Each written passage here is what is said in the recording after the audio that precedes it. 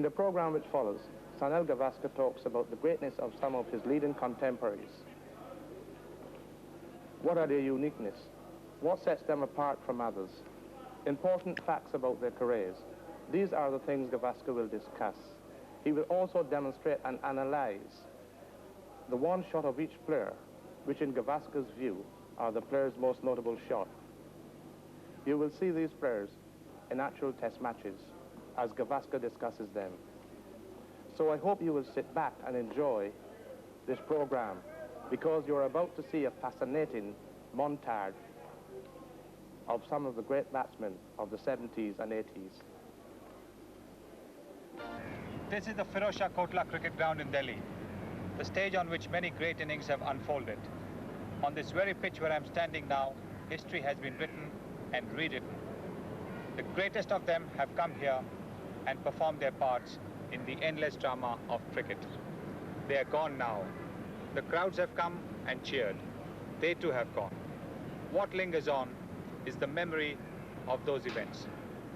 Who can forget Vivian Richards' first Test century, a colossal 192 not out that was put together right here a decade ago. In 1960, Mushtaq Mohammad, that great stalwart of Pakistani cricket, got his first 100 against India here on this ground at the tender age of 19. The following year, Vijay Manjrekar's onslaught on English bowlers with an unbeaten 189, or Tiger Pataudi's unbeaten double century a few years later, also against England. It was here in 1981 that Geoffrey Boycott scored his 105 and surpassed Sir Gary Sobers' record to become the highest scorer in Test cricket.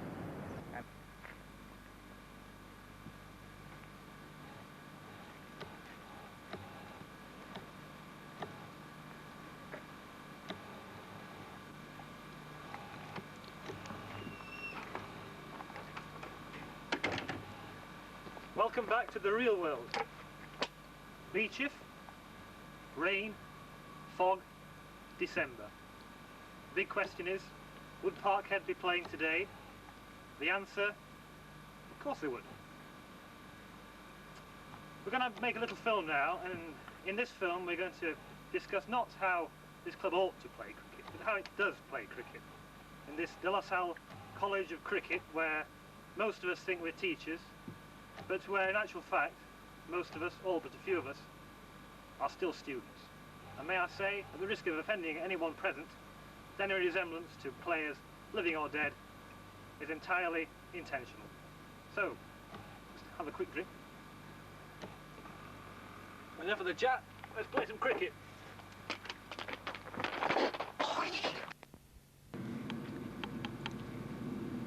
Well, there's no doubt the business of cricket is batting, and the business of batting is to stay in.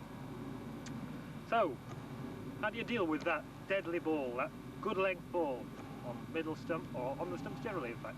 This is how Dave Hardman tends to deal with that ball.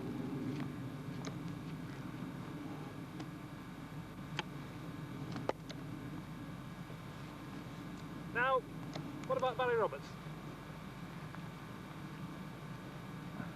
Barry favours what we describe as the full frontal.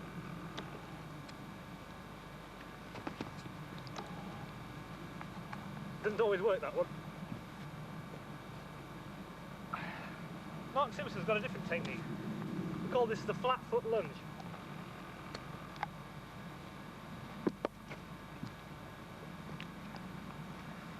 Matthew Green's more disastrous technique is the kamikaze.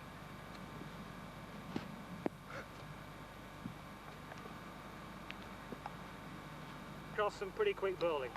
Now when Tom Wainwright gets the opportunity to get into the early part of the innings, he's developed a pretty individual way of dealing with quick bowling, which involves as little footwork as possible. It's famous now throughout the leagues. It's called the Norman Arch. It goes something like this.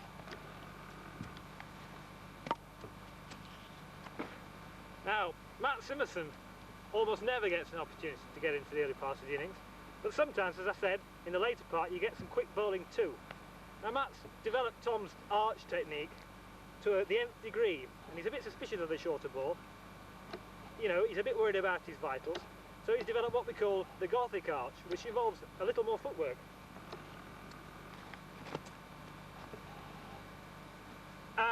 Right. Chris Morton, on the other hand, who is a mass of courage and values his wicket more than his vitals or anything else really, has developed what we describe as the perpendicular, which involves, again, quite a lot of footwork and quite a lot of physical discomfort.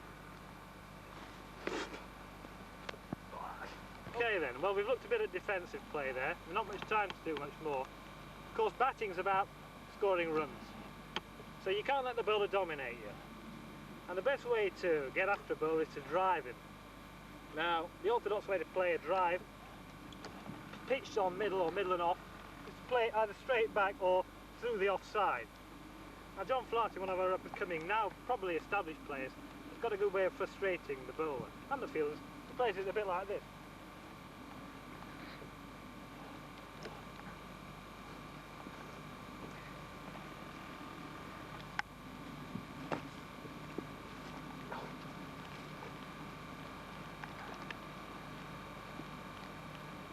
Come on then. Okay, that was John. I don't suppose I'd be too flattered about that, but, well, that's what we've often seen, John. One of our more senior players, a fellow we don't see so much of these days, he won't let the bowler get on top of him, and he favours the same kind of stroke, but with even more extravagance involved. I'm talking about Keith Hartley, and he plays a stroke a bit like this.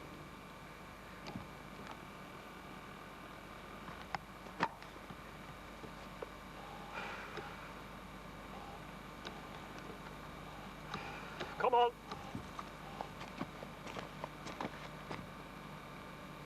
Well, that was Uncle Keith. Two of our young lions. Well, they don't usually bother to play themselves in quite as much as one or two of us. Dave Hobson. I'm talking, of course, about Nick Hopkins and Pete Methley. Now, their watchword is attack from the word go. And the way they play this stroke, and it can be against a really first-class ball right on the stumps, is something like this. Still, of course, until the moment of delivery. Then left foot, or in Nick Hopkins' case, of course, right foot, down the pitch to leg, bat raised high, but huge downswing, followed through rather like a golf shot, and a high follow through. And the result is invariably something pretty spectacular, I can tell you.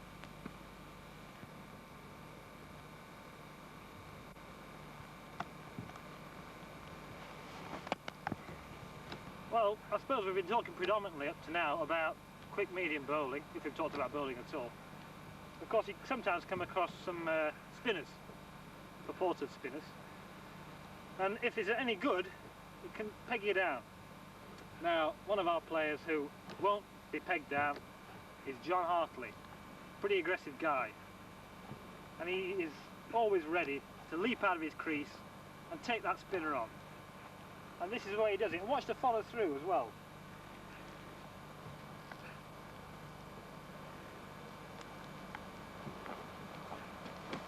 Oh, he's there! Okay, we've talked about shot making. You've seen some interesting shots. Well, I hope you have anyway.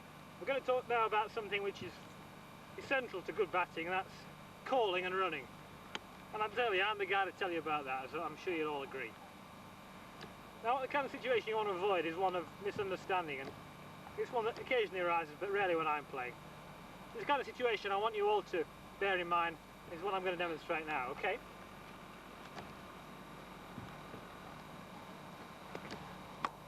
Yes! No! Yes! No! Yes! Yes! No! Yeah. Oh, he's that! Oh, bollocks! Sorry. Okay, we've talked about batting. We've talked enough about batting. Now, I've said batting's a business of cricket. It's true to some degree, of course, but it's bowlers who win matches. And bowlers, particularly of the fast seam variety, they need a good run-up, a good, smooth, even run-up. Now, the fellow that inspired me most in this field, and he's not playing anymore these days, which is very sad, was Graham Hutton.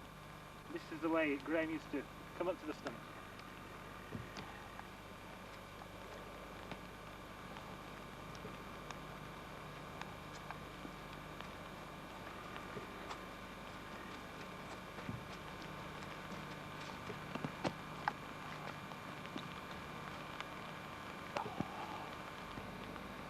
Well, a good run-up is important for a seamer, as you've just seen. It's equally important for a spinner, surprisingly enough. You may have noticed that I bowled left-handed, was Graham in actual fact he's a right-hander. But of course my great hero is a left-handed spinner, and he's got a great run-up, and it's an inspiration. And I'll demonstrate the effect it's had on me, because this is how he does it. You mind standing back, umpire? You move a bit over here, please. No, not about that, just come here. Yes, that's alright, okay. Yeah, no, hang on. Yes, no, that'll do all.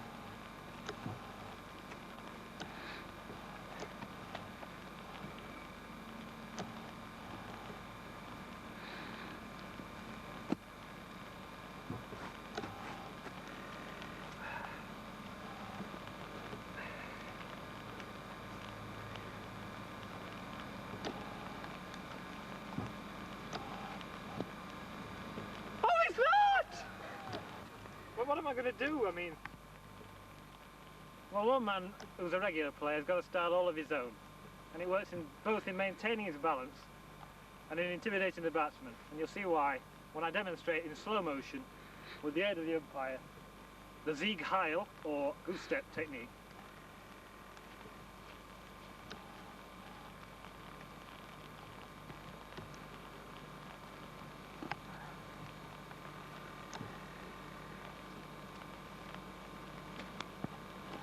One of our most famous bowlers has a unique way of intimidating the batsman, but more often than not, it intimidates the umpire, as this demonstration will clearly show.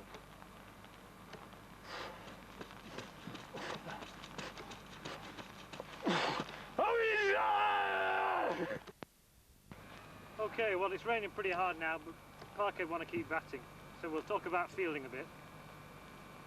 Probably in the early part of the innings, apart from the wicket-keeper, one of the most important fielders is the slip fielder, because that's when you get most of the snicks. So, the slip fielder's really got to be on his mettle, and he's got to watch every ball. In fact, watching the ball is the most important thing he can be doing. And this is what I've got really in mind.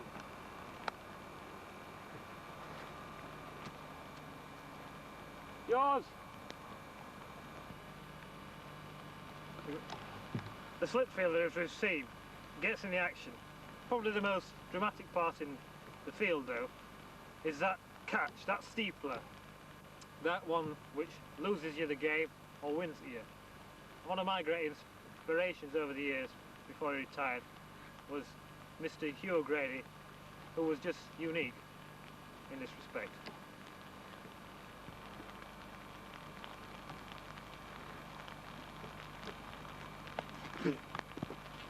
The square.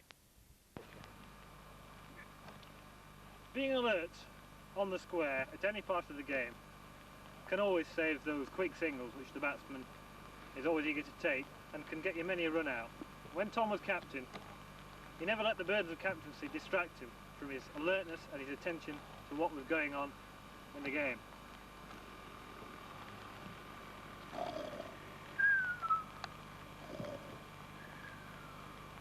Tom, what is it? Oof! Most of the malign person on the field at any one time in the game is the umpire. Just because he's not playing, he doesn't really get much regard. But he's got a lot of things to learn and things to bear in mind when playing. He's got to learn all those damn signals. Well, one or two of the ones I saw this year demonstrated what a task he's got. What about 4? How many of you know that one?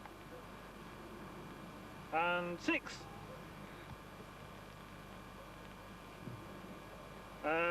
Can you guess this one? And possibly the most difficult one of all to learn and remember. Is it Benham? It's worse than that. He's dead, Jim. With all these awesome technical responsibilities, sometimes the umpire is merely treated as a beast of burden. Here, umpire, can you do me sweater? Here, umpire, can you take my sweater, please? Certainly, yeah. Here's Tim. Yeah, sure. You bet, yeah, okay. Can you hold on to me pads for a sec? Yeah. Coach, please, umpire. Yeah. umpire, can you just hang on to me better, my bag a second? You got it. Can you take me box? The most awesome responsibility of the umpire is the decision whether to give somebody out or not. And sometimes he can find himself under some quite undue pressure. How is that? Not out. How is that? Not out. What? How is that?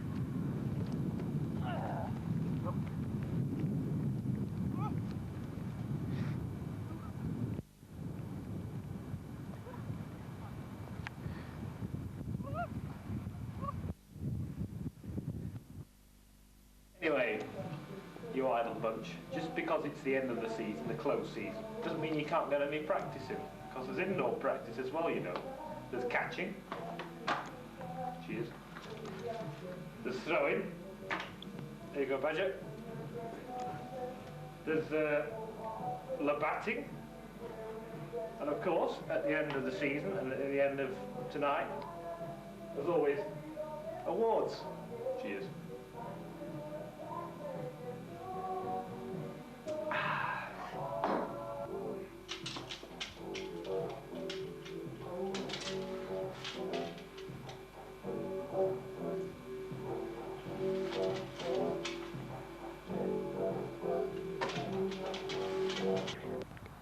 How is